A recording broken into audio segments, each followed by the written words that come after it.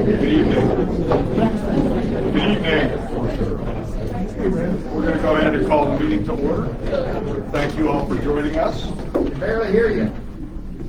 Is the microphone working? It needs to be turned up.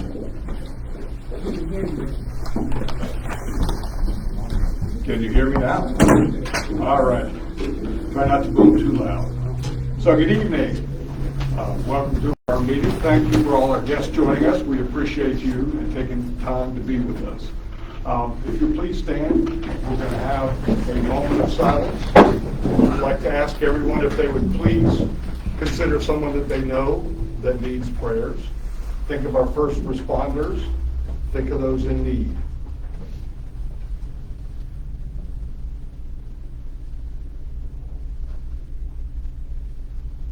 Amen. Join me in the pledge.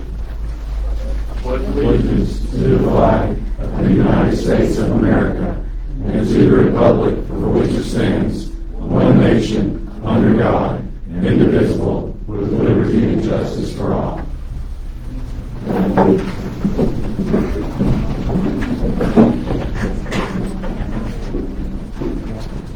So we're going to make some adjustments to the consent agenda, to our agenda for the evening.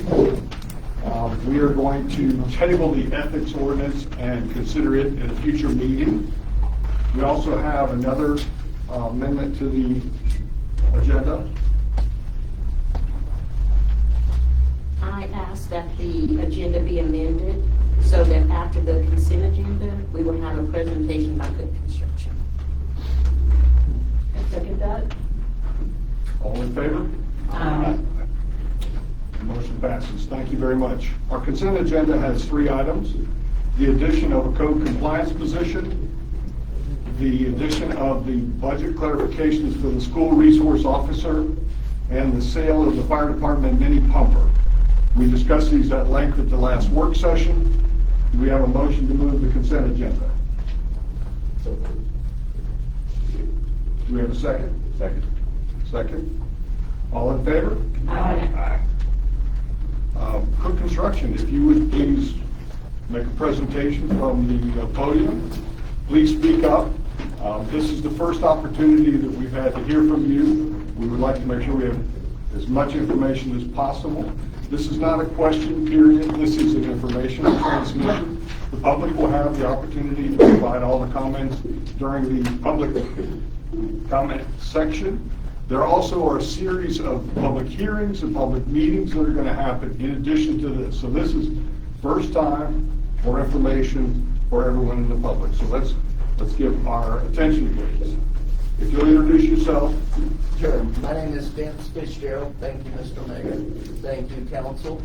I am an attorney with Cook Construction, and the presentation we've got for you tonight is really written with the fact that we've got a public participation meeting coming up next Tuesday, and then the public hearing. So we're trying to give the council as much information as we can tonight. And if you look on the first slide, there's the flyer we're giving out for the public participation meeting, and you can click on the QR code, and that'll take you to a website that we've built for the project, and where you can follow along with a lot of the information I've got in this packet, or get any of the additional information you might need. Okay. The first thing I wanted to address this evening was the annexation and zoning letter that we delivered this morning. That's our policy to deliver that letter on every zoning application.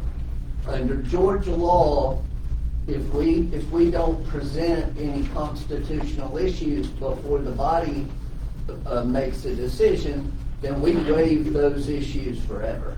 So it's kind of my job as the attorney for the company to make sure I'm preserving all of my clients' rights. The last thing we want to do is sue the city of Baldwin. We're excited about this project, and we're excited about working collaboratively with the city, its elected officials, and all of its employees. Okay. If you'll flip with me to the next slide. Before I get into the project, I just wanted to tell you a little bit about who we are. We're a Gainesville, Georgia-based construction and real estate development firm. We strive to develop properties that enhance the quality of life in the communities that we serve, and we're especially proud of our reputation for taking community and government partner input and applying that to our projects. On to the next slide. And this presentation was also written with knowing that you guys had our application too, and so I won't belabor some of the small details. But what you've got here is the project overview. It's 6 total parcels. The parcel you see in red is already currently within the Baldwin city limits. It's approximately 21 acres. The annexation parcel is in yellow, and it's 88.4 acres for a total project area of almost 110 acres. What we propose to do on that property is to develop a distinctive and attractive commercial development, which could include grocery, retail, restaurants, medical offices, an A-class assisted living facility for seniors. Okay. The next page is our concept plan, and this was also with our application, but I'll point out a couple of highlights. It's got 4 retail spaces, 3 restaurant spaces, a gas station, the A-class assisted living, I got it right that time, a grocery store, a medical office, and then the stormwater facility. Okay. The next couple of slides come from the 2025, City of Baldwin Comprehensive Plan. You'll see our property approximately circled on the left-hand side, and it's securely within the State Route 365 business corridor. And the reason that matters is because the comprehensive plan is replete with references regarding what the City of Baldwin wants to do with that area. So if you'll bear with me for just a minute, I know not everyone here has this plan, so I'm gonna read each one of these quotes that I took out of the plan right now. So as the city was creating its vision statement, it of course sought input from stakeholders and citizen participants. And those participants listed some of their goals, which was to develop State Route as a business industrial corridor, preserving the historic area, or the historic character of the downtown area, create a work, live, and play environment. And those participants also expressed a strong desire to enhance economic opportunities for all citizens by promoting business and industrial growth throughout the community that offers a mix of skilled, unskilled labor, and professional management employment opportunities.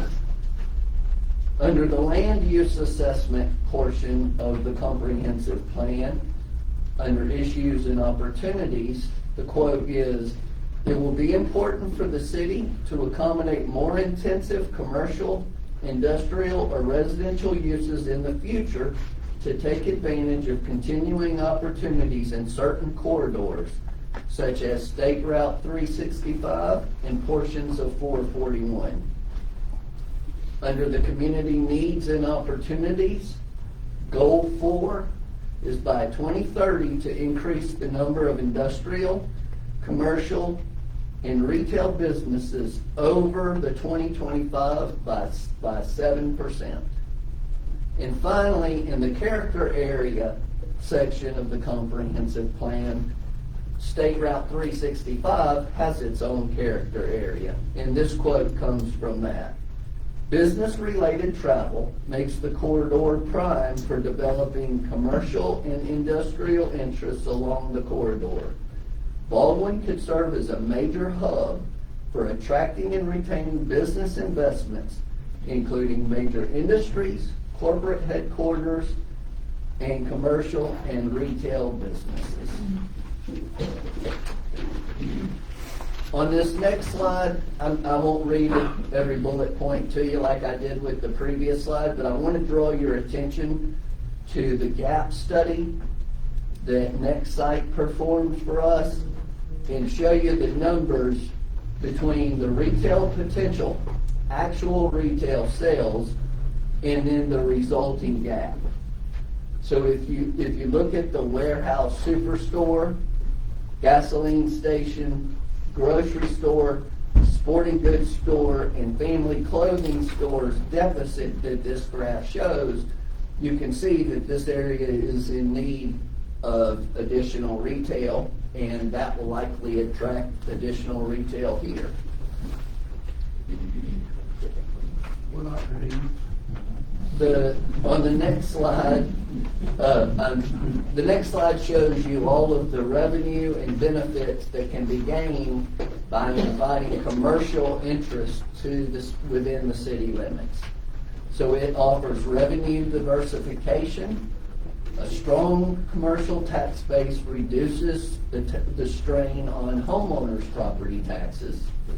Commercial properties often have higher assessed values, which means they contribute more tax dollars per property to the community.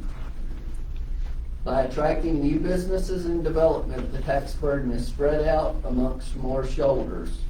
And a mixed tax base offers more stability during economic downturns.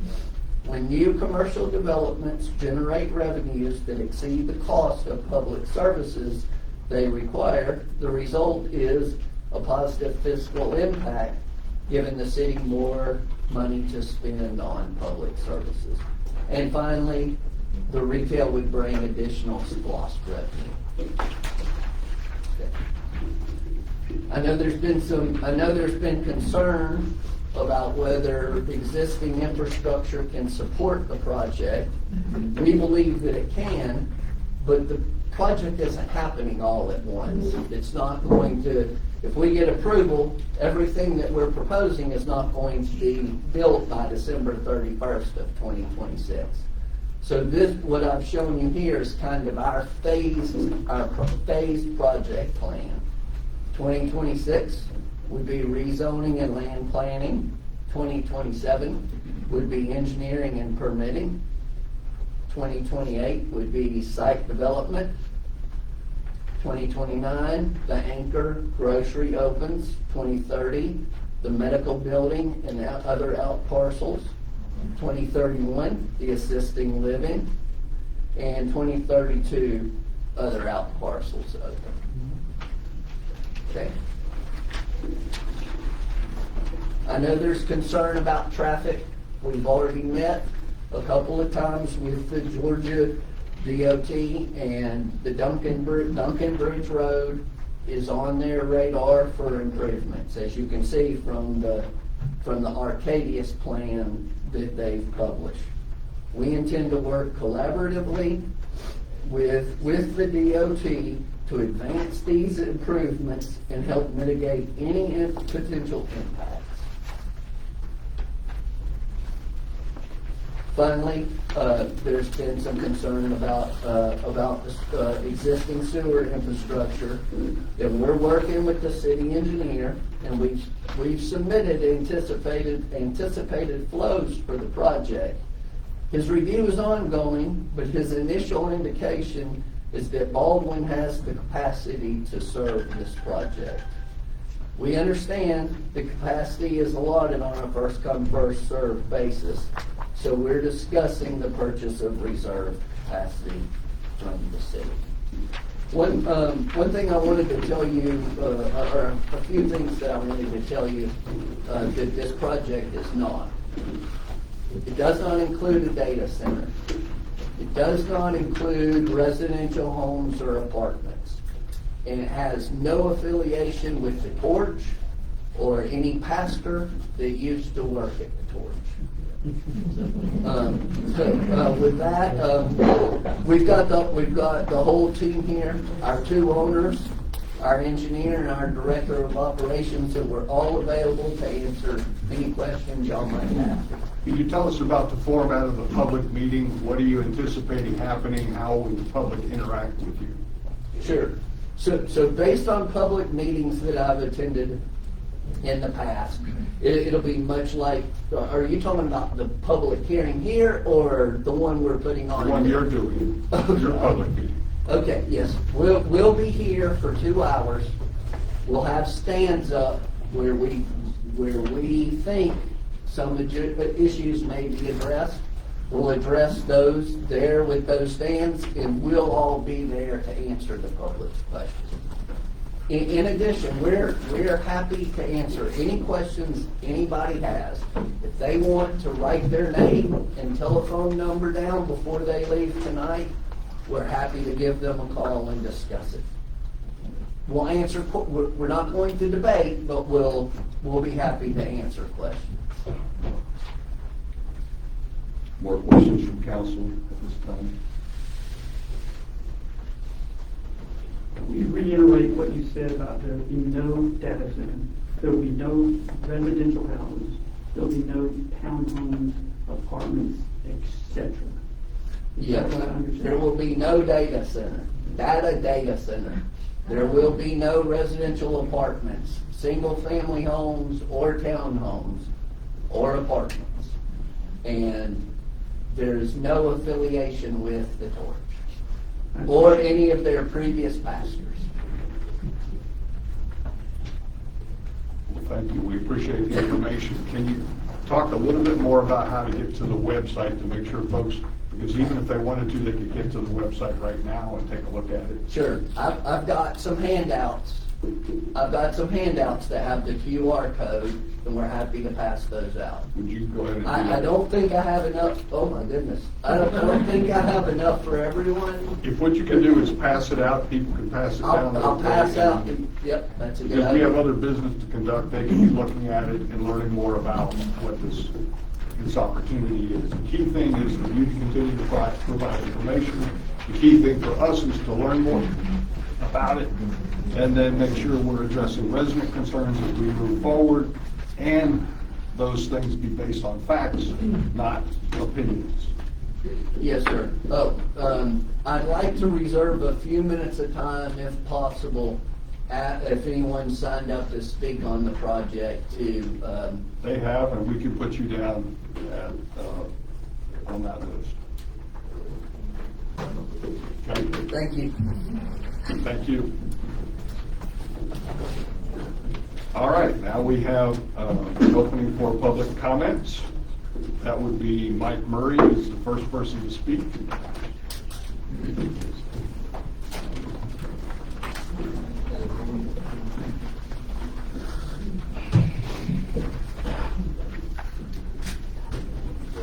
And I want to say this about public comments.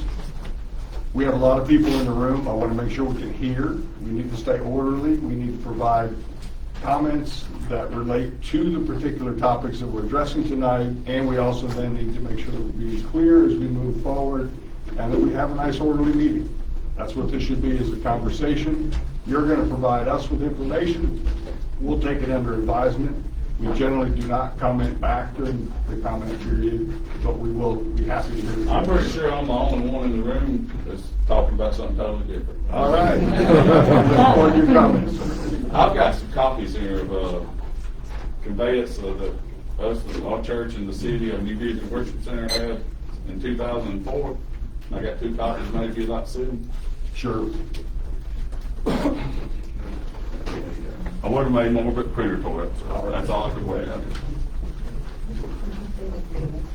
Yeah, could you say your name and address? Each person that speaks will say their name and address. Your full address, please. So we can Okay, my name is Mike Murray. I live at 304 Cherry Circle in Cornelia. But I'm here tonight on behalf of New Vision Worship Center. We're located on L.C. Turner Road, off 365. And what I was going to talk to you about is we've been coming to council meetings through the past since, well, if you see on this paper, since 2004, where we got our land resurveyed and actually went through the lawyers and got certain parts of our land cut off because they was going to pave the road through there. I know L.C. Turner has a lot of trouble because half of it's in the city and half of it's in the county, is what we've been told. But the dirt road on L.C. Turner is in bad shape. I don't know if any of y'all ever ride down that way. The school bus turns around in our driveway twice a day. When I call it in down there, they say, have you talked to the school bus shop? Well, I can call the school board, but they don't have nowhere else to turn around on that road. They can go to 365 and turn around, but how safe would that be? I don't want to be a member of the church that caused the school bus to have an accident on 365. So we just keep fixing that back. But now our ditches up at the church is 4 foot deep maybe. And on down the road, all that mud's washed down, there ain't no ditches. And it's washed the road away and it's washing it down into the stop sign where you pull out to go on 365, all that's gravel now. It's, you know, we've been working and we did everything we could do on our part about getting it paid, because that's what they said they was going to do. And I know it's a whole different council, a whole different mayor. Everybody's totally different now. So that's why we're coming back again and trying again. Whatever we need to do, we'll work with the city however we can, but we'd like something to get done to our road down there. Really be safer for us and safer for everybody else in the area. Take, for example, the bomb threat they had at Kangaroo. Where did they send all the traffic? Up L.C. Turner Road. So they couldn't get turned around the red light. And that made our road totally disastrous. And I don't think it's our spot to have to fix the road all the time back, because nobody else is doing it. So that's why I'm coming to y'all tonight, on part of the church, to see if we can get something done to the road. Okay, now I'm moving away from the church. I'm the owner of HMG Diesel Service, or co-owner, up here in Baldwin. We have worked on city vehicles, the diesel part of it, for the road department, fire department as such, and they told us we couldn't work on the city stuff anymore because there's a conflict of interest. Because in all the businesses I've had, I've employed off-duty firefighters and off-duty police officers. They have compensated their pay. And I've had good luck with it. I'm not gonna lie. And if I wouldn't fire the off-duty officers or firemen I work with just to get the city's business. But just look back how much you paid to get your truck serviced last time. I was servicing for $125. I was losing money on that. And then y'all, you know, the city decided it's a conflict of interest. It don't really matter to me if I get the city's business back or not. But that's a lot of money to waste to send it somewhere else to get serviced. Because they paid a fortune for it. But I would be willing to talk to y'all, whatever I could do. But like I say, I'm not firing my city employees I got working for me. If, you know, if that's the job they like, they ain't gonna get rich at it. That's why they have to work other places on their days off. Thank you. And my land does join to where, you know, this site's going to be proposed or whatever. And I do have a lot of concerns about that. But that ain't why I come here tonight. But I'm just saying that I'm now looking out my back door. I look at 49 acres of clear-cut land. Because I guess everybody that owns land over there is thinking they're done selling, so they're done clear-cutting everything. It looks disastrous at my house. It looks awful. but there's nothing I can do about that. But, my place is done right. Thank you for the information. We'll look into the conflict of information question that you had and the payment. Thank you, sir. And, I was thinking about running for a council commissioner job. That's what I was thinking about doing, but, after seeing all the stuff y'all go through on social media, I don't think I couldn't sleep at night. And, I know you've only been married, this is your third week? Yes, sir. And, you gotta be the best like man involved right now. Thank you for sharing. Alice Venner.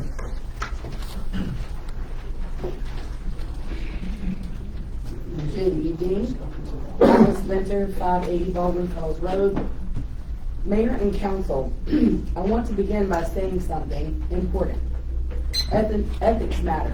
Transparency matters. Public trust matters. I'm not here to argue against ethics. I am here to warn against an ordinance that intentionally trades ethics for control. And in doing so, risks undermining the very trust it aims to protect. Good ethics laws focus on clear conflicts of interest, personal gain, and misuse of office. Bad ethics laws regulate speech, dissent, and political disagreement. This ordinance, as currently written, crosses that line. Several provisions rely on vague standards like appearance, public confidence, and undefined official communications. Those terms are subjective and most often enforced after the fact against people who are outspoken, unpopular, or in the minority. Most concerning is the section restricting social media and communications by elected officials, requiring prior approval before speaking, or punishing speech based on later interpretation creates a chilling effect. It tells current and future officials, speak carefully or not at all. That is not ethics. That is prior restraint. When the same body that debates policy also receives complaints, decides guilt, determines punishment, and refers matters to prosecutors without independent review or clear standards, ethics enforcement becomes political enforcement, whether intended or not. Even the best intended ordinance can become a tool of control once personalities, factions, or future councils change. But this does not have to be that way. There are better alternatives. You can separate rules for employees from protections for elected officials. Replace vague appearance standards with objective, conduct-based rules. Allow elected officials to communicate freely with constituents while preventing impersonation of official statements, and add real due process safeguards. These changes do not weaken ethics, they strengthen them. Ethics ordinances should limit corruption, not conversation. They should build trust, not fear, and they should outlast politics, not be shaped by it. I urge you to revise this ordinance before adopting it and to choose integrity without restricting democracy. Now, I will say, this is not something that I necessarily signed up to speak for, but something that I've noticed that has changed for 126 years, no, 129 years, am I right here? 129 years, every council meeting has started with prayer until you, Mayor Faust. So having a moment of silence for people to just pray, you took prayer from a city that has been doing that for 129 years. I want you to think carefully about that. But Councilwoman Lehman did say to me that she wasn't a fan of Scripture when I was suggesting Scripture in dealing with a conflict. that we were having while I was serving as council member. But Councilwoman Lehman likes to censor people. And it started about 4.5 years ago when Councilman Venter and Councilwoman Venter's seats were up for re-election. She, as the head of the Banks County Democrat Party, made a post on their Facebook page as their sole admin and said, hey, these two posts are up for re-election, not a problem. Did point out that the two incumbents were married to one another. There are two council members in here, we were not the first. These two former council members also served ethically on this board, married to one another. And the council members that are here that were before you and Mr. Toad, or Councilman Toad, know that we always did everything standing firm. And if you'll let me finish, I'm sorry that I talked a little longer than 5 minutes. Wrap it up, please. Yes, I will. That she, in trying to defend myself as an elected official, I'm not allowed to delete or censor or block anyone. But Councilwoman Lehman knows that she's done that, and to this day, we are blocked when I try to professionally and respectfully address what the comments were made to us as elected officials. So, thank you. Beverly Holcomb, please.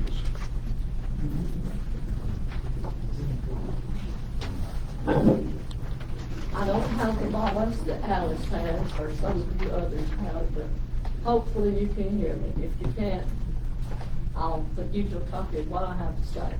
I'm Beverly Holcomb. I live on 600 Baldwin Falls Road. And Baldwin has been my home for 49 years. And I also have served on this council board for more than 10 years. I know firsthand the responsibility that comes with decisions like this. And I appreciate the time that you give to our town. This town is not just where I live, it's where I raised my family. I formed lifelong friendships and have watched the community grow. I want to say first that I respect property owner rights, and I understand that growth is part of our future. Annexation is a permanent decision, and it can affect every person who lives here, not just the land that we're talking about tonight. And once it happens, it shapes the town forever. Make sure that any annexation truly serves Baldwin and the people who call it their home. My concern is some of the same things that probably most of you have. How will it affect the traffic? Our roads are already heavily traveled, and a lot of the roads were not designed for commercial use. And we all know that increased traffic affects safety, the emergency response times, and the character of our neighborhoods. I'm also concerned about infrastructure. Water, sewer, and public services are not easily expanded in a small town. We don't always have the funds to expand. Once land is annexed, the responsibility for maintaining and upgrading any infrastructure, that responsibility becomes Baldwin's responsibility and generations to come. I ask you, council, that you move slowly, carefully, and cautiously. Please consider not only the immediate benefits, but the long-term costs and the strain on our roads, utilities, and services. I hope any decision that you make will reflect the heart of Baldwin, protect our town that so many of us have loved and cared for over the years. And I want to thank you for listening, and I thank you all for serving our community. Thank you.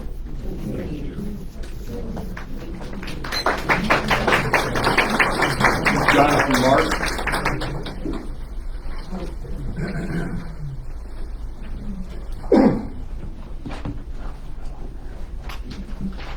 Hey,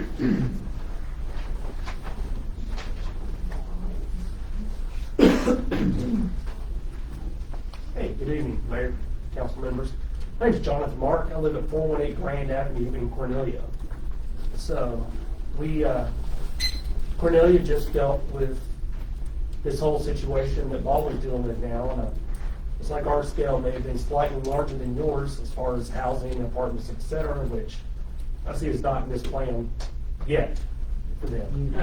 But these are just, I don't need answers to these questions. These are just some things that popped in my head when I was listening to their attorney speak. One of the first things he brought up was, we're not here to sue Baldwin, or we're not going to sue Baldwin. And that, I don't know, it just, threw a red flag up for me. There was discussion about infrastructure. Who pays for that infrastructure that's needed? Does that go pass on to taxes? Does the city pay for it? Just a question for those of you who live here in Baldwin. There was some talk of how the commercial businesses will alleviate the tax burden to the residents of Baldwin. I've lived in Cornelia 20 years. I don't think my taxes have ever gone down with any business that's come in. So that, and there was also talk, you left your name and number, you'd be contacted. Well, that offer was made in the Cornelia meeting, but everyone left from Cook Construction before that was taken up. So, but just want you guys to be aware, just thinking through, and Mayor, council members, I don't really envy your position on this, and hopefully you'll, as a woman before me spoke, take your time, act with caution. So, thank you for having me. Thank you. Emily Heron?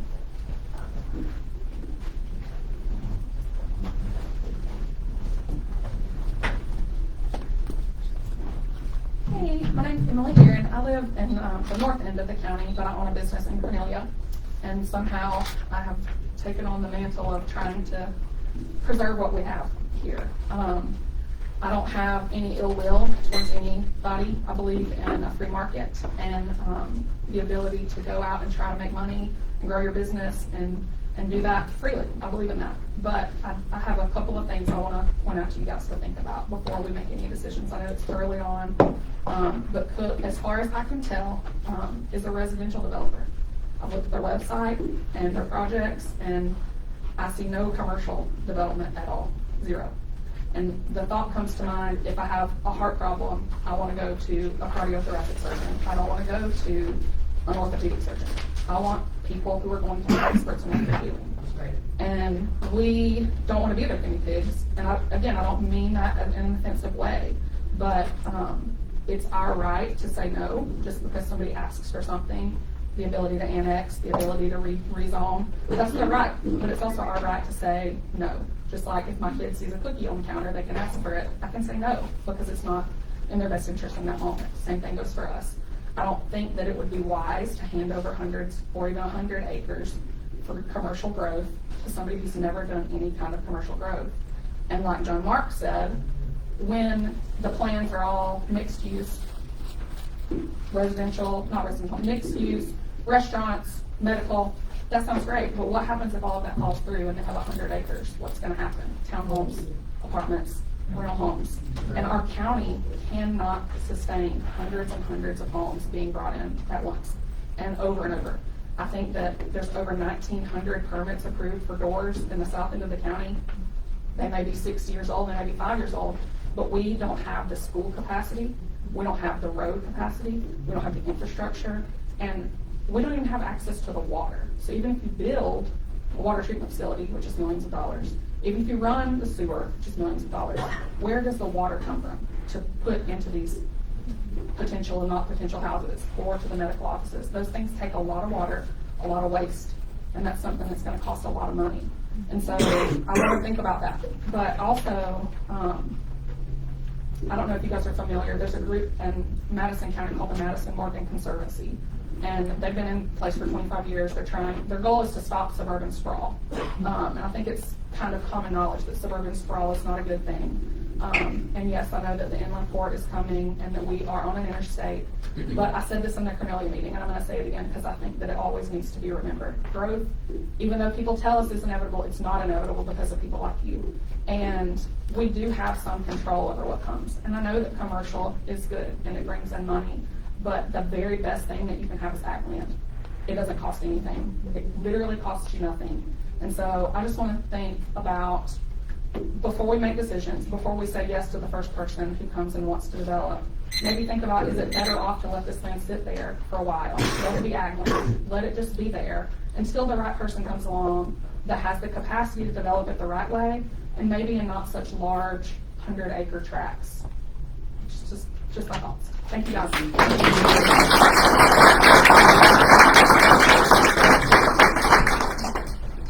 Don Ansley? I'm sorry, I didn't mean to say. Oh, okay. Thank you. Thank you for trying. Cook Construction, you had asked for additional time to answer any questions. We're good. Okay, great, thank you. Can I ask a question further? I didn't sign up to it, but I just have a quick question that I don't know if anybody's thought about. So that big piece of land on Duncan Bridge has already been cleared. I understand that's already owned by Cook Construction. If this doesn't get approved, what happens to that property? I mean, it just It's a sits great there question, but clear? it's a great question, but that's not the format that we're in right now. Okay. Cook Construction has options on property. As far as I know, all that land is still owned by the individual owners. That's the way, excuse me, the annexation request is publicly available. It has a listing of all the exact owners of each individual parcel that's being requested to be annexed. Cook is driving that process, but they're individual owners who actually are saying we'd like to be annexed into the city. That's not owned by Cook. So if you'd like a copy of the annexation request, all you have to do is make a public request to our clerk, and she'll provide that entire package to you. Thank you all. Back to our agenda. Public hearings, we don't have any, pardon? Can we just say vote no? Something that, just vote no. Thank you. Yeah. So where we are in the agenda is public hearings. We don't have any public hearings at this time. That time was reserved for that. Reports, we have a report from our city engineer, Fletcher Holiday, on wastewater and water. Good evening. Good evening, Mayor and Council. I hope all of you are doing well. Good to see you. So the report this evening that I will be presenting is on the water and wastewater treatment facilities that the city of Baldwin owns and operates. I do submit a monthly report to the Mayor and Council each month. You should have in your packet, I believe, the November report, which is the most latest current report that we have. I would like to go over some of those particulars as it relates to the treatment facilities, and then go over some other information as it relates to the entire year of 2025, kind of where the treatment facility stands. But for the month of November, the water treatment facility treated a total of 73.63 million gallons of water with an average daily flow of 2.45 million gallons. As all of you may be aware, the city does have a 4 million gallon per day surface water treatment facility with a 3 million gallon per day withdrawal permit from EPD from the Chattahoochee River. The wastewater treatment facility treated 10.78 million gallons of wastewater for the month with a daily average flow of 359,000 gallons, or 0.359 million gallons. And the wastewater treatment facility has a NPDES permit with the Environmental Protection Division of 0.800 million gallons per day, which is 800,000 gallons per day. As far as maintenance and operation of facilities, we do have ongoing maintenance for each facility. Some of the current capital projects relate to the water treatment plant, which is filter rehabilitation of those filters. That plant was constructed in 1987. Recently, the city did apply for some GEPA funds, and they did get principal forgiveness for those funds. The city is looking at how we might be able to expense those funds for the filter rehabilitation. The wastewater treatment facility, there's ongoing needs there. We list as capital projects as far as the rehabilitation of the tertiary filters, which is the final filters that filter the wastewater before it's discharged, some road improvements, and then lastly, we do have the influent headworks as well as clarifier digesters and upgrades for those facilities. And then lastly, the solids dewatering building that we'll be talking about a little later this evening as well. Some of the active project as it relates to the water treatment facility with the raw water pump station that's located on Chattahoochee River. There are 3 raw water pumps that's located on the river. One of those pumps is inoperable. The city did authorize a rebuild of that pump and motor last year, and it is currently in the process of being repaired, and that will be replaced sometime next month. We do have also for the water treatment facility partial funding for the pre-treatment unit, which has been designed and approved by EPD, which will help the water treatment facility operate during heavy rain events when turbidity values exceed treatable levels. That particular project is approved by EPD, but the city is looking for additional funding to allow that project to move forward. At the wastewater treatment facility, we do have the solids handling building, which has been approved by EPD, and it also has been recently funded. The city did receive an ARC grant as well as GIF funds to allow that project to move forward. That building will house the screw press, which is utilized to handle dewatering of the solids that's generated at the wastewater treatment facility. Some of the future project needs and concerns is... Fletcher, can you explain why that's important to solids, what the difference is and why that's had to be undertaken? Yeah, the current solids dewatering facility that's at the wastewater treatment facility utilizes a belt press. It's an antiquated belt press. It's extremely old. It's actually one of its kind. So the city expends a lot of money to keep that particular belt press operational. And the solids that's dewatered through that process does not meet the current dry capacity that the landfill requires. So there has been some concerns about the landfill accepting those solids. The screw press is a more up-to-date current process that dries the solids to a higher degree that the landfill will accept. So one that will optimize the treatment, it will be more effective, and will be less costly to dispose of, and more environmental friendly for the operation of the plant. Yep. The water treatment facility, with the continued increase of water production at the facility, which I'm going to talk about some of the annual types of production that we have included in the previous CIP, which is a capital improvement program that we're completing for the city, an off-site reservoir. This is something that the city does need to consider. Additionally, the city does have some water loss in the distribution system, and we're continuing to work with the city on resolving those issues, specifically in the installation of zone meters, which we'll talk about here in a few minutes. At the wastewater treatment facility, we do have a lot of I&I, which stands for inflow and infiltration. The collection system is aged, and when we have a large rain event, significant rain events, a lot of this runoff enters into the collection system and overloads the treatment facility at times. So the city does need to address the I&I. We've talked about this previously. This also will be included in the CIP, so we can package that together and obtain some funding for the completion of sanitary sewer evaluation survey, which would negate and remove this I&I that the city is experiencing. We do continue to have operational issues. I mentioned the belt press, which is one, which has increased solids levels in the treatment facility. And then we also have issues with aerators, the influent structure, and the clarifiers that we have been in discussion with the city previously about.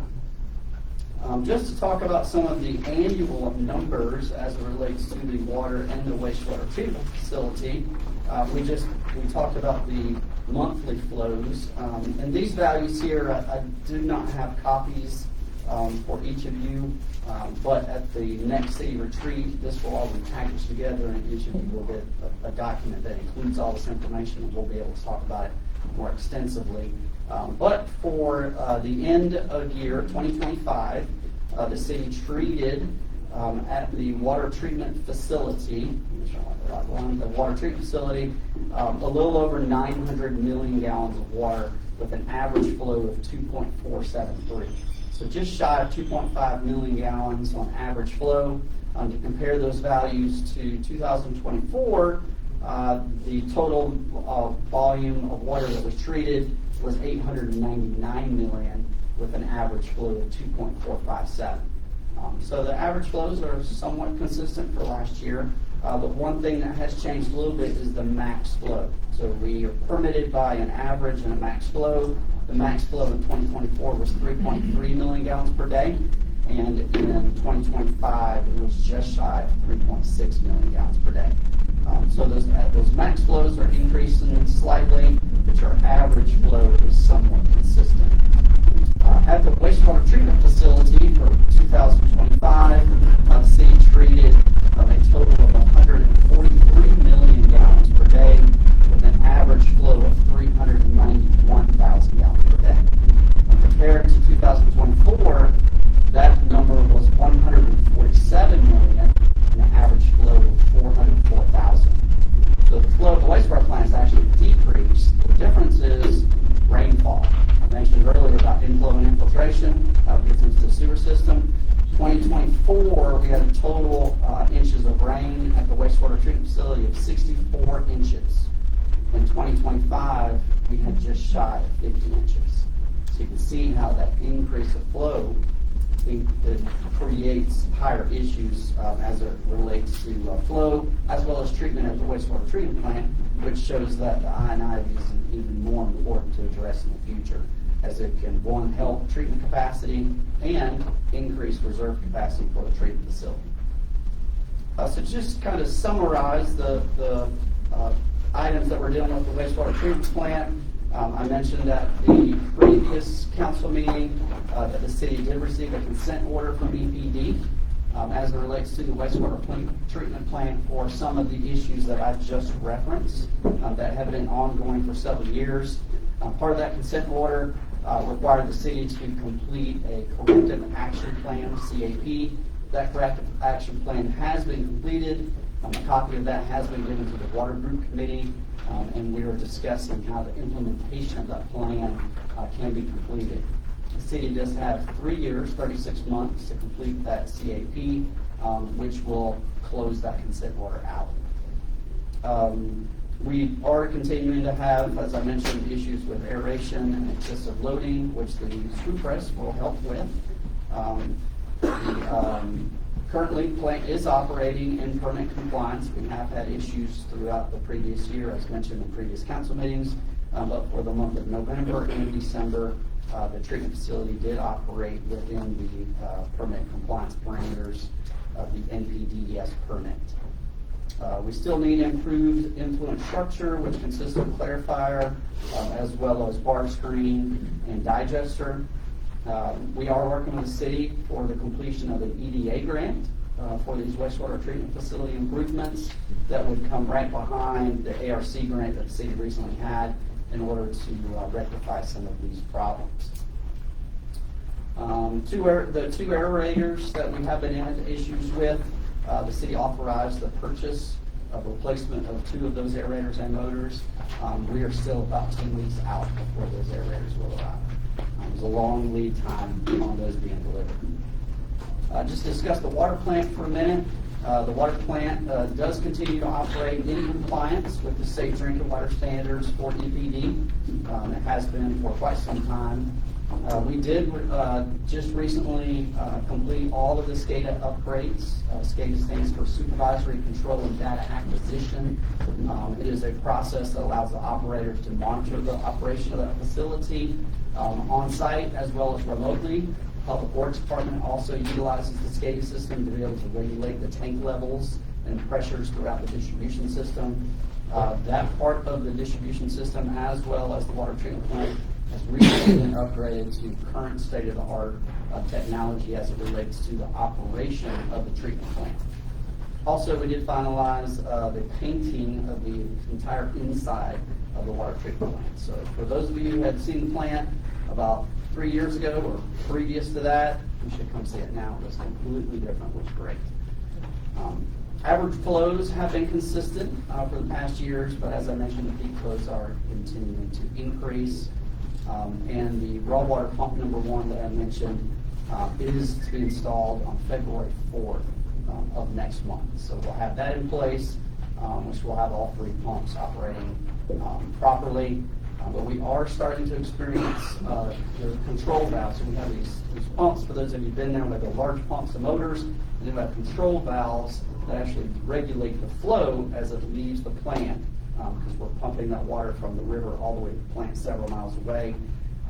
The control valve on raw water pump 2 is starting to create some issues with the operation of that pump, and we are currently evaluating that to see how we might be able to address that in the future. Real quick, as it relates to the water distribution system, as all of you are aware, we had some issues last year as it relates to the Highway 441 bore that the water line erupted under 441. That project is moving forward. We've recently had our pre-construction conference with the contractor, and that work is going to be scheduled beginning next month. The contractor is supposed to be moving on site at the end of this month. And that will be replacing the water line under 441, as well as installing ARVs, which are air relief valves, on the water line going down the mountain, which will allow the distribution system to put that line back in service quicker and alleviate a lot of the air issues that have been presented in the past. The zone meters that I talked about with water loss, EMI recently presented the city with cost, as well as locations and a preliminary map showing where those locations would be. That has been discussed at the Water Group Committee, and we are seeking ways to be able to have that implemented in the near future to be able to reduce the water loss throughout the system. And then lastly, the CIP, Capital Improvement Program, that we've been working on for the city. We will have a draft of that report that we'll be presenting to the city next month, February, and then we'll be able to detail that entire report at the upcoming retreat.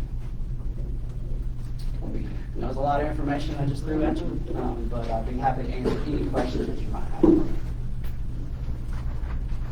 was very comprehensive. Thank you for the information. Yes, sir. Thank you. And there's a ladybug out there too, by the way.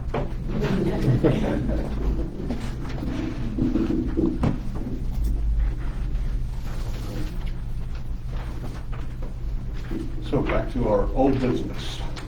We have on our agenda consideration and approval of the solid waste collection agreement or further discussion. City Manager. Good evening. Good evening. Good evening, Mayor and Council. So per our last meeting, I provided you guys with some considerations for the new solid waste agreement. And if you turn to page 12 in your package, you'll see my recommendation. So essentially, what we found in between comparing the two bids is that Waste Away provides the lowest cost per cart at $14 compared to the $15 that FCS is currently charging.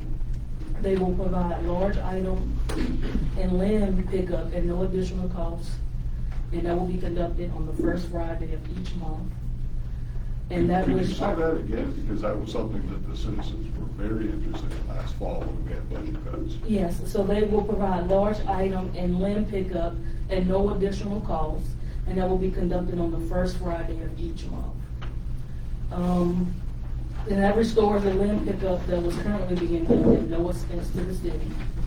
And additionally, a question was asked regarding the bins, and we found out that they would be giving us those for free, and they would just have our own monthly fee. So we won't have to worry about purchasing those in bulk. And they let us know that they will have those bins ready for residents 2 weeks before the current contract ends with FCS. So they'll have those about 14 days, so we'll be ready to go when their time comes. So essentially, as you can see, they're the most cost effective and they're transition ready. So my recommendation is that you award Waste Away with the solid waste collection contract, and that is currently being finalized right now, according to council. Question. Yeah, so last time we discussed this, there was concerns about kind of evergreen agreements or 3-year agreements where we need to only be able to tie future councils or anything like that, so we need a 1-year agreement. Has all that been addressed, or is it being addressed? Yeah, so we removed the verbiage regarding the 3 years, and it's 1 year, and the current one is being finalized.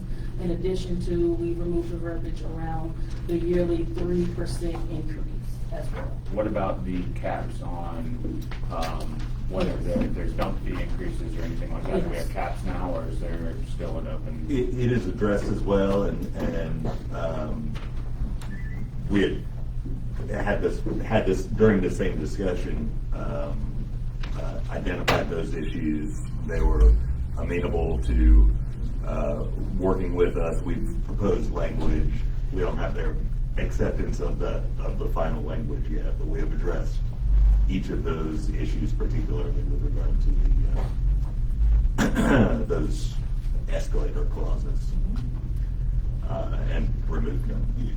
Okay, so we have removed those out. Well, there is, it anticipates that in the event that the landfill increases a charge, that they would have to provide us documentation of what that increase is, and then it would take effect the following month. And it's a straight pass through, it's not a percentage on top of what the rest is. Okay.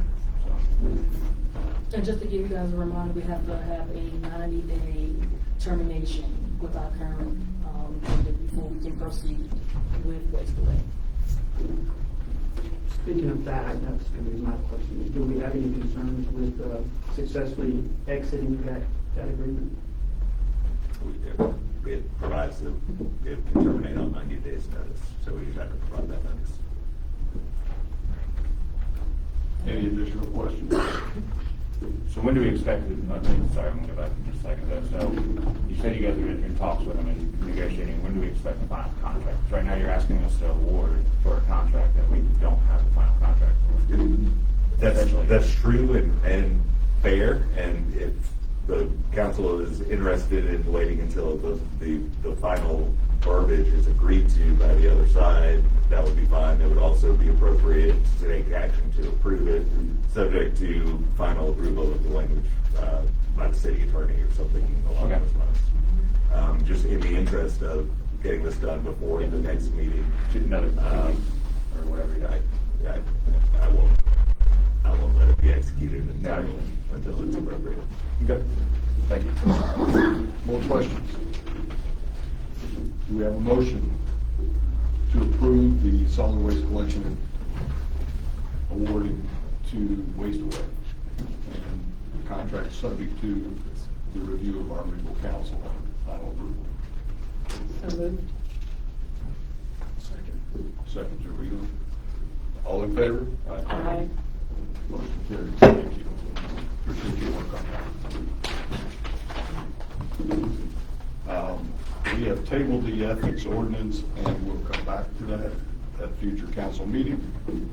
Under new business, we have authorization to rebid WWTF solids handling building. This is what our engineer was reporting on. This is the building that houses that screw press that addresses the solid waste. It's necessary that that be rebid. And what has been asked is, can we authorize the city staff to move forward with the rebidding process in conjunction with EMI, our engineer? Any questions, comments, additional clarifications needed? Bid we had expired, no good, change of plans? Yes, sir. The original bid went out in June or July of 2024, and the project was over budget from what the city had allocated for funds. So prior or since that time period, we've been seeking funds to compensate the difference that we had. And since then, we have secured GFA funds, as well as the ARC grant. The total project cost is $2.5 million. So now the project is funded, and so we have to rebid the project. The previous council rejected the bids because it was well over what they had budgeted for the current project. So now this is just reauthorizing us to place the project back out to bid, where we have contractors bid on it, and then we will review those and make those recommendations to the mayor and council. Thank you. Yes, I understand why we're. Any additional questions? Do we have a motion? Thank you, sir. Second? Second. Thank you, sir. All in favor of authorization to rebid? Aye. Thank you. Motion carries.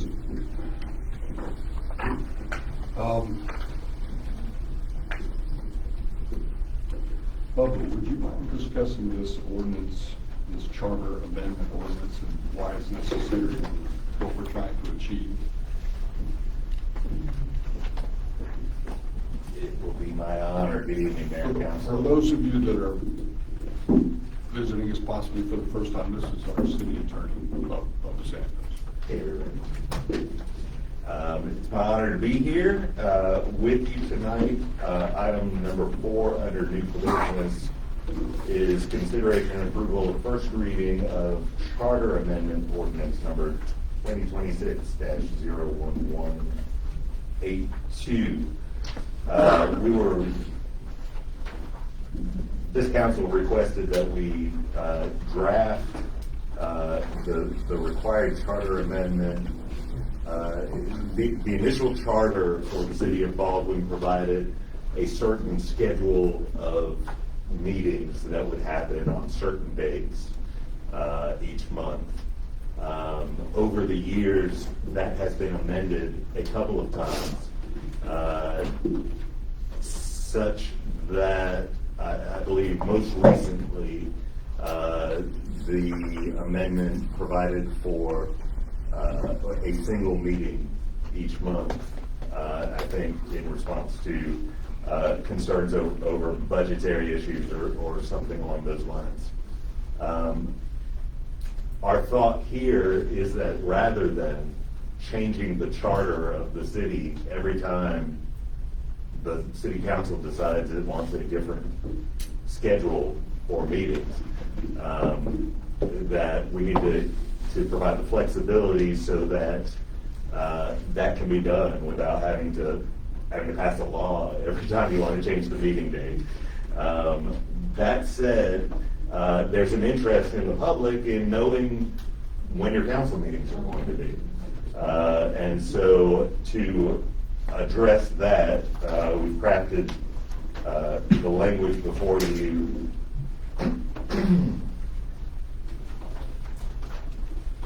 which provides that the city council has discretion to set its meeting schedule with at least one meeting per month.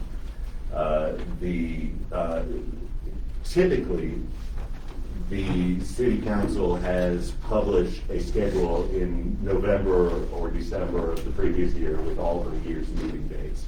I believe that is intended to continue, and I also understand that there will be going back to 2 meetings a month, which has been the practice up until last year, with such additional work sessions or special called meetings as are necessary as things may come up. But there will be 2 meetings a month as a rule. They will be published and announced at the beginning of the year. And to the extent that there are changes necessary, those changes would only happen in compliance with the Open Meetings Act, which requires that we notify the legal organ and let everybody know what modifications there might have needed to be made. Wanted to allow the flexibility, but also ensure that you know when your meeting is going to be. So that's the purpose of the document. Thank you. Appreciate clarifications on that. That is the reason that this meeting had to be called as a special call meeting, was because the previous charter provided a certain number of meetings, and a certain way of doing it, so we had to do this as a special call, so we could take these actions to change this ordinance. We had some discussion as a council in the work session about having two meetings a month, with a work session and a council meeting. I want to make sure that we're in agreement that that's how we'd like to proceed. If so, then the adoption of this charter amendment would allow us to happen. That's still the will of the council? Great. And again, as with all ordinances, this is the first reading. There will need to be a final second reading approval before it takes effect. So can we have a motion to approve the first reading of the City of Baldwin Charter Amendment Ordinance 2026-01182 as presented?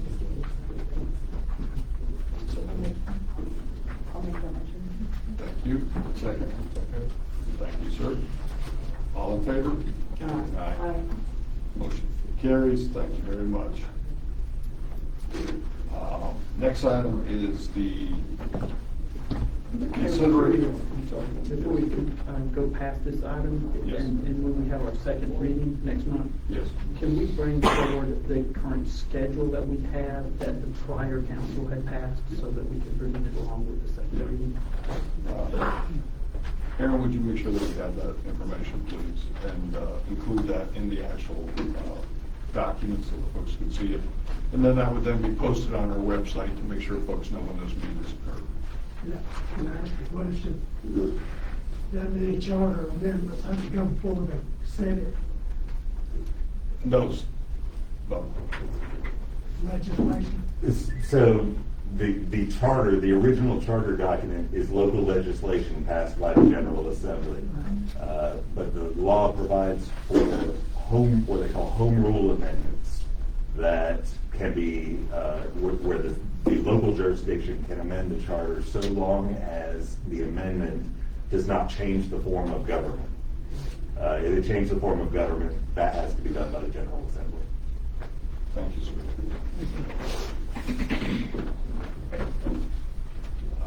Okay, back to our agenda.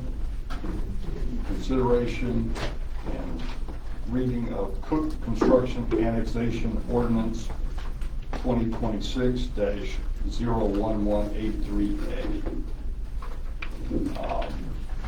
This would be seeking a motion to begin a process. We described earlier that in order to have any form of consideration of this, we do have to put it on the agenda. We then do have to have discussions about it, and we then have to make a decision about how to proceed.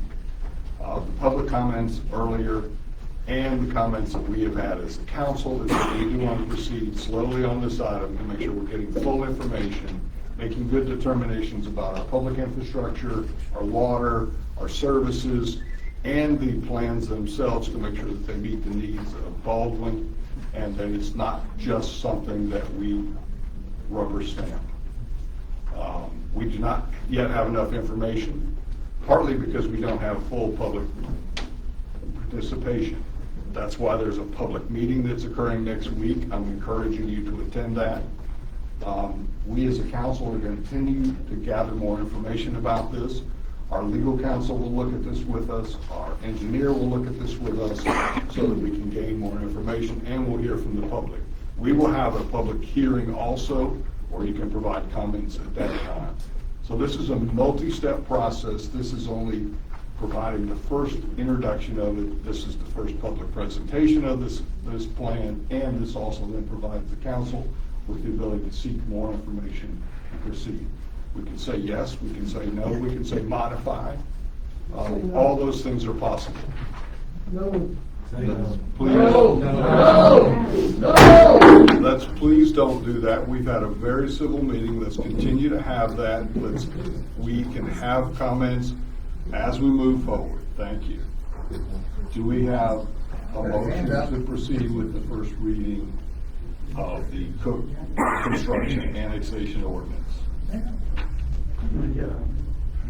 From an operation standpoint, we're if I'd like to introduce a condition to this, can I introduce that now, or you're going to wait till after the second when we discuss it? I don't know what the condition is. I don't have any idea how it would affect it. I would like to entertain the idea of adding a condition that eliminates the possibility of multifamily and housing in this annexation.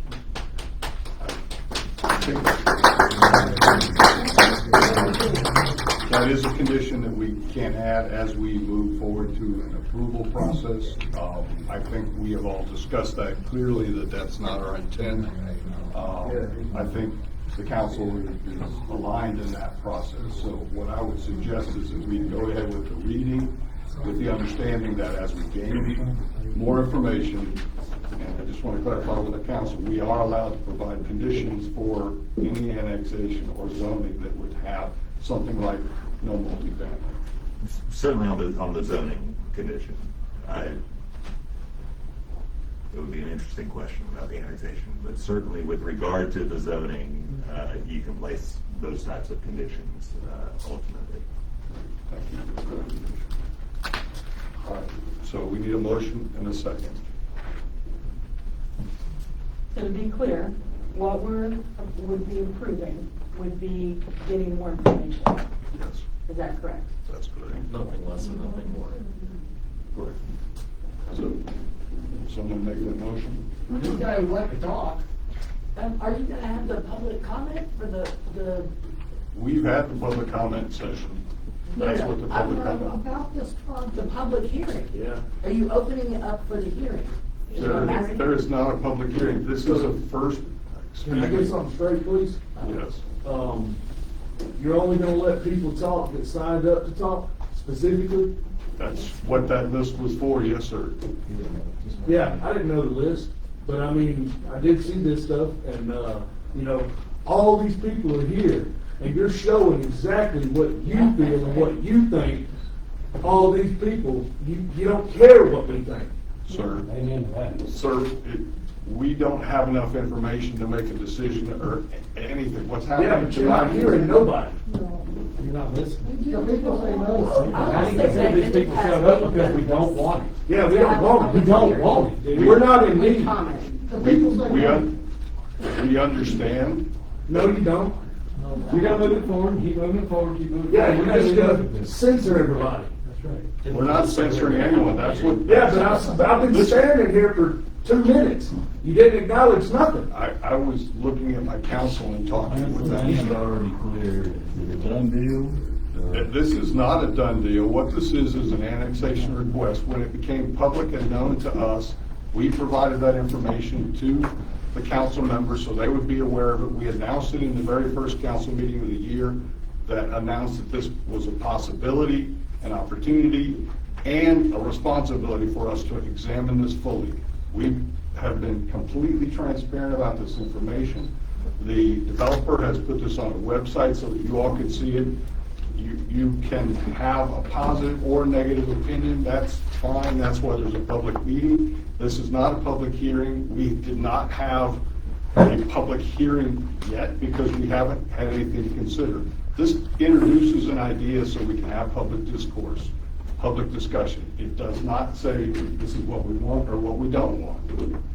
Yeah, but you're showing the people.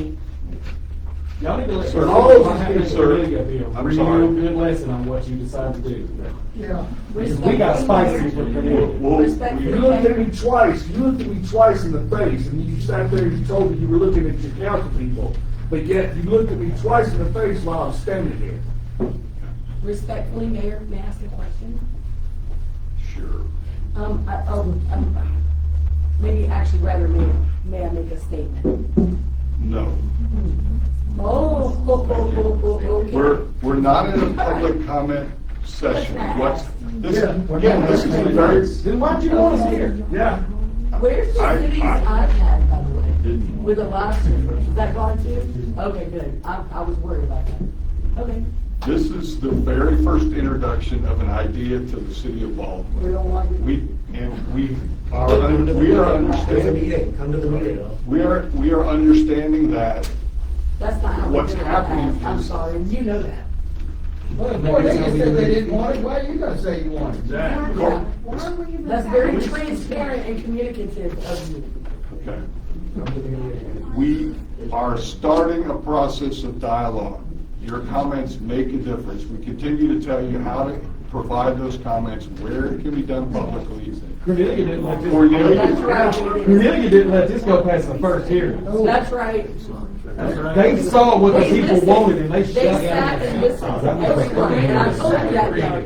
I told you that the right way. That was a public hearing. This is not a You public should be hearing. having a public hearing. We did that in the past. This is not a public hearing. We will have public hearings. We will Okay, have duly open- noted. Duly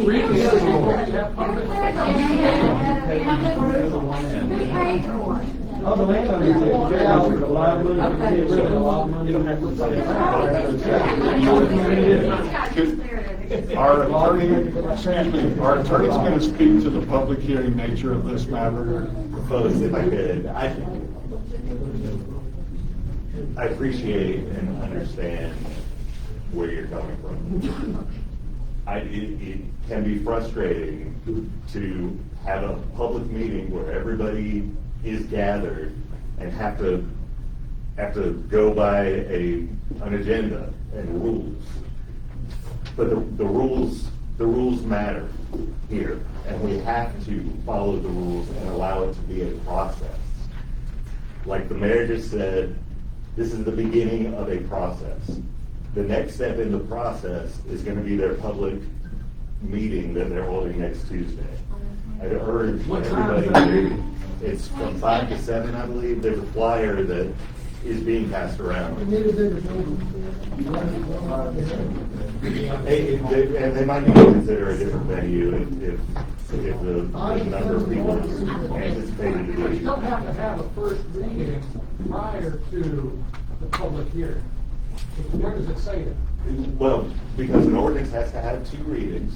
Our practice is to introduce an item and then have discussion, and then study it, and then revise it, and then come back and have the final version of what it will look like when it's time for the second reading.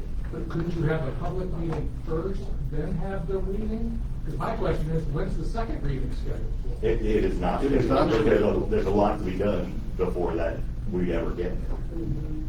Why not shelve this until after the public meeting? Yeah, I would. Yeah. Because y'all are gonna find out none of us want it. Let's be clear, this public meeting is being controlled by the development team, Cook Development. It is not a city-controlled meeting. What we will do is we will have a public hearing where folks have the right to speak. That's what we're responsible under the law to make sure we have a public hearing that provides for that comment. Cook is providing information. No, we're not pushing that because we don't yet have enough information. We want to learn more. We want to see what the public says to Cook during the development meeting. Already threatened the city, I mean, where you going?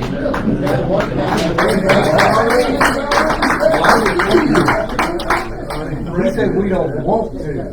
He didn't say we don't want to. Will you speak to the letter that was received? Sure. So as Mr. Fitzgerald, I apologize. As Mr. Fitzgerald explained it, the law says that in order to protect their rights, if they are ever if the city does them wrong in the future, they have to have written that letter in order to be able to protect themselves from bad acts by the city in the future. Those haven't happened yet. Nobody expects them to happen. I don't think that they expect them to happen. But as a lawyer for a private company, I would do the same on behalf of my client. Again, this is an introduction of an idea to start a process where the public has the right to speak and participate. We're just beginning. This first reading has been scheduled for today. The second reading, the public hearing, none of that has been scheduled. We have a public notice that says it can be as soon as X date. But what we know is this is a complex project with lots of moving parts. water, sewer, public services, and opportunities as it relates to commercial development that can financially help us. There are requirements that we deal with infrastructure to make sure that that is not a burden to the citizens. But again, this council is just gaining this information. We're moving forward to try to gather information and provide citizens with the opportunity to tell us what they think. Additionally, folks, Hang on just a second. And the developer has made clear that they want to hear other ideas that you think could be in this plan instead of what they. Pack up and ride out. Land's already been cleared once again. Is it a matter of law that the first reading has to precede the city organized public meeting? Is that a matter of law? Why don't you just have the public meeting, then I'll see how that goes, then have the first reading? So typically, there is an issue to be determined, Right. and then there is a public meeting to discuss that issue. It's a public hearing. It's not actually even a meeting. It's a hearing. Okay. And then the revisions occur for the second reading. That is my understanding of why it is set up that way, to introduce the idea, to then have a public discourse and a public hearing, and then to revise it the way you want it to ultimately be when the time comes for permanence. I know, it feels like if this gets approved, we're only one reading away from final That's how it approval. feels. That's what Y'all have to forgive us. You know, we did this on Cornelia, so we're a little gun shy with this. Well, We're really gun shy with it. I live right on Cherry Circle, right next to Mike Murray. And I just had my children, we're surrounded by nature 1 month ago. That's right. Right? 3 weeks later, my children are waking up to skitters and trees just gone. My autistic child is mentally unstable because he hates it. He said they cut down all the trees. What are they going to do next? That is that. What are they going to do next? I paid my house off by 30 years old. Do you know how hard that is to do these days?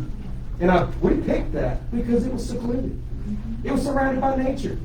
But it was still close enough to community, still close enough to everybody to be able to get around. Never would have thought.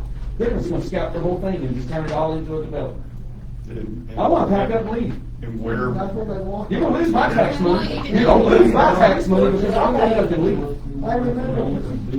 The unfortunate thing is that in discussions with Cook Construction and you, Mayor, was that I have warned you, I told you the right way to do it. And that is that they have no public trust, and that if they just communicate with the public, but you gotta do that first. You gotta communicate with the public and say, hey, here's our ideas, this is what we wanna do, before you even go and spend your money to apply for the stinking annexation. Get the people on your side first, but you're doing it the wrong way. And you said that you wanted to communicate, and you wanted to have civil discourse, and you wanted transparency. And I'm sorry, Mayor, that this is your second time behind that microphone up at that dais. And you have absolutely wiped that out, and I tried to tell you. so where we are is this. The developer has the right to apply for annexation. We cannot control that application. The developer applied for annexation. As soon as we received it, it's been brought forward to the council and to the public so that they can be aware of it. There have been no attempts to keep information from the public. But again, the developer has rights. They can proceed with an application. They have brought an application forward. We're having to address that because there is a legal process that we must go through to review the application and make a determination. We're doing a job that's required by law. Well, y'all approved this, and it'll be the last time you sit next to you. Enjoy that turn, buddy. Doesn't a motion have to be made for the first reading? Yes. A motion to approve, and a motion could also be made not to read, correct? This is not a debate time in the meeting. No, that's not a question. But where we are in the meeting is, yes, I have asked for a motion and the council has to determine if they're going to bring it No, up. if If everybody else, motion and nobody seconds it, it doesn't go forward, right? you know, if everybody else has already turned this down, why should we even be considering? Well, we can do it. We're not negotiating, we're not doing anything yet except gathering information. This just started. So, what the first process, the first process is a member of council has to make a motion. If they choose to not make a motion, it does not proceed. What's your time frame for gathering information? We live in this. I would say where we're at is that we've got a month's time that we need to probably gather information. A month. Now, if that's not if that's not sufficient, then we'll add more time. But the way the council works is we come back once a month, and we continue to look at this and make a determination. We have to have a motion for a second reading at some point if we ever get there. So where we are right now, to be 100% clear, is a member of the council has to make a motion to introduce the first reading, and then we have to have a second. And that's where we are. So I've asked for that. So can we allow the council to do its business and make a determination if that's going to happen? We said Cook was in control of the meeting. Explain that. Okay, Cook is doing an information meeting next week on their own to give you the opportunity to come and talk to these professionals and learn what it is they propose. We, the city of Baldwin, will conduct a public hearing where citizens sign up and can speak and tell us what it is they want or don't want. That's controlled by us. Cook's meeting is controlled by them to provide information. Our meeting is to hear the citizens give their comments on what they like or don't like. Step one is whether or not we get a motion to do a first reading. Council? I'll make that motion. Motion's been made. Is there a second?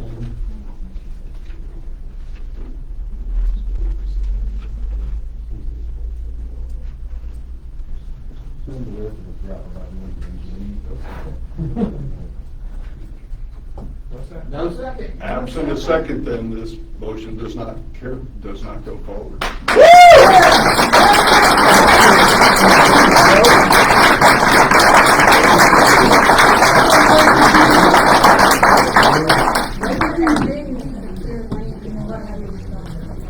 So item number 6, absent. Can I ask a question? Absent. Excuse me, I need to ask. I won't bring up anything else. So with that being shut down this time, are you guys gonna bring it back at the next council meeting? It could be brought back at another council meeting, but it'd have to be on the agenda. It's something we'd have to tell the public if that was going to be the case. Are you gonna have an emergency moratorium like they did in Cornelia? We have not discussed or considered that, so I can't answer that Well, question. about 3 or 4 days after the Cornelia meeting, they did that. I understand that. Keep down to watch. While we're I all have a question for our legal counsel. Item number 6, since it relates to zoning that would have to have occurred after annexation, do we not even address that? I think with regard, well, that is true. As a practical matter, there is no zoning ordinance on property that's not within the city. So it would not be necessary. I would ask, though, that we clarify the action on item 5 with a motion to table the matter, which means it certainly can in the future be removed from the table and brought back before the council. But for the purpose of addressing the agenda item, I recommend that somebody make a motion to table it if that's your will. Is there a motion to table item 5, which is the Cook Construction annexation ordinance? You'll make that motion? That's correct. Okay. Is there a second to that? I'll second. Okay, we have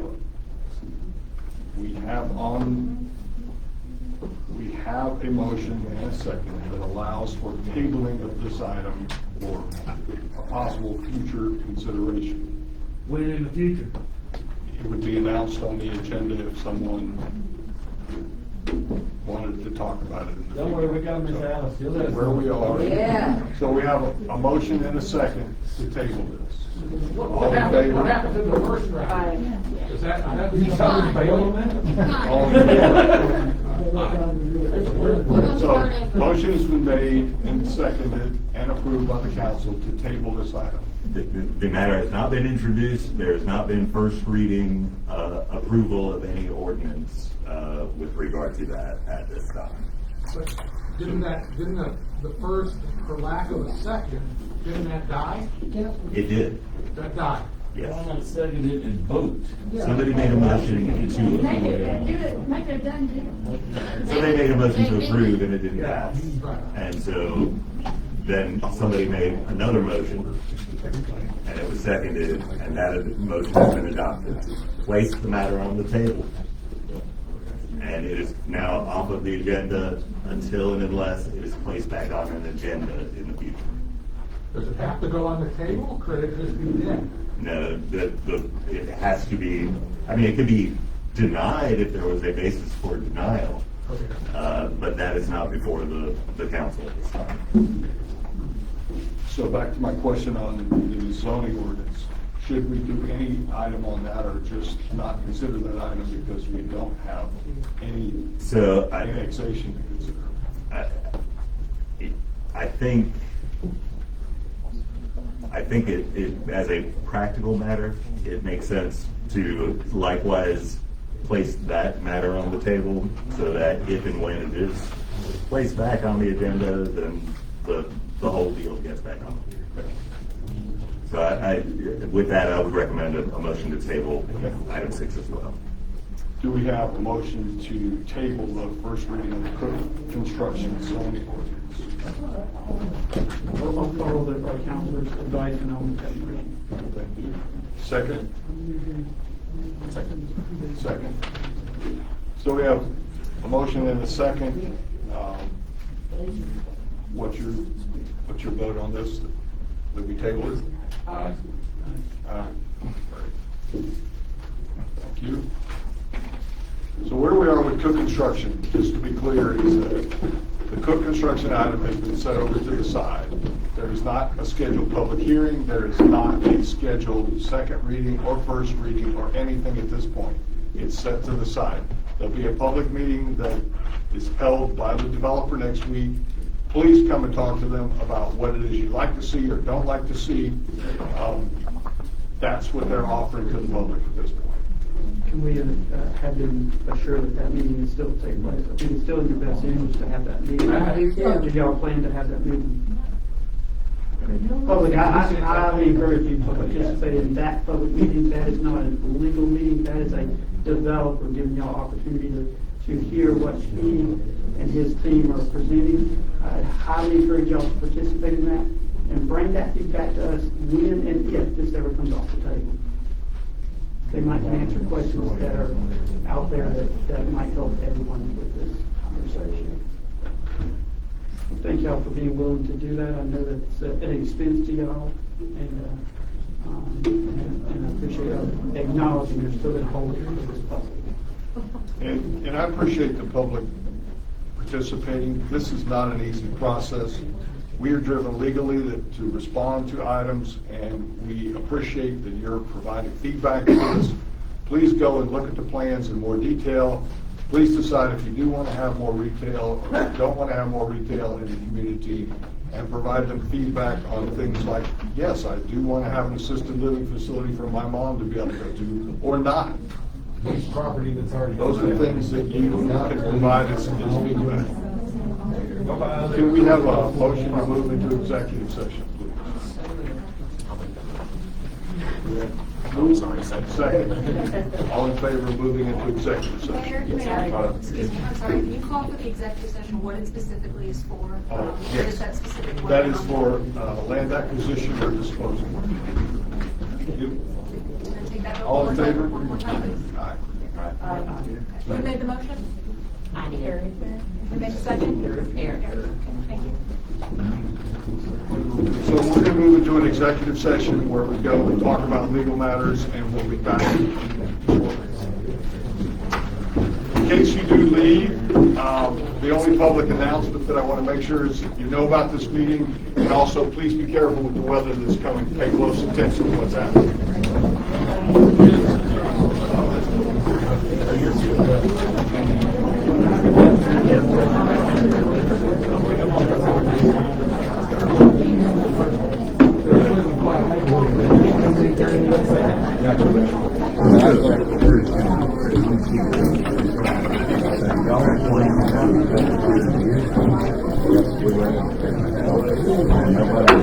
Yeah.